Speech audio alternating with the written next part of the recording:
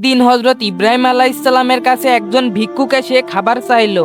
ইব্রাহিম আলাইহিসসালাম তাকে খাবার দিয়ে বললেন, বিসমিল্লাহ বলে খাওয়া শুরু করো। তখন সেই ভিক্ষুক বলল, আমি তো আল্লাহকে বিশ্বাসই করি না, বিসমিল্লাহ বলবো কেন? ভিক্ষুকের এই কথা শুনে ইব্রাহিম আলাইহিসসালাম প্রচন্ড পরিমাণে রেগে গেলেন এবং তার হাত থেকে খাবারের প্লেট কেড়ে নিলেন। ওই ভিক্ষুক অপমানিত হয়ে ইব্রাহিম আলাইহিসসালামের ঘর থেকে বের হয়ে গেলেন। সাথে সাথে আল্লাহ রাব্বুল আলামিন হযরত ইব্রাহিম আলাইহিসসালামের কাছে ওহী নাজিল করলেন, হে ইব্রাহিম, আমি আমার এই অবিশ্বাসী বান্দাকে 70 বছর খাবার খেতে দিয়েছি, আর তুমি একদিনও খেতে দিতে পারলে না। সে আমাকে বিশ্বাস করুক বা না করুক, সেটা আমার এবং তার ব্যাপার। এর মধ্যে তোমার হস্তক্ষেপ করা ঠিক হয়নি। যাও, তাকে ডেকে এনে খাবার খাওয়াও। প্রিয় বন্ধুরা, একজন অবিশ্বাসীকে আল্লাহ রাব্বুল আলামিন যদি এতটা মহাব্বত করে, তাহলে ভাবুন যারা ঈমান এনেছে, যারা আল্লাহর হুকুম মেনে চলে, তাদেরকে আল্লাহ রাব্বুল আলামিন কতটা ভালোবাসেন।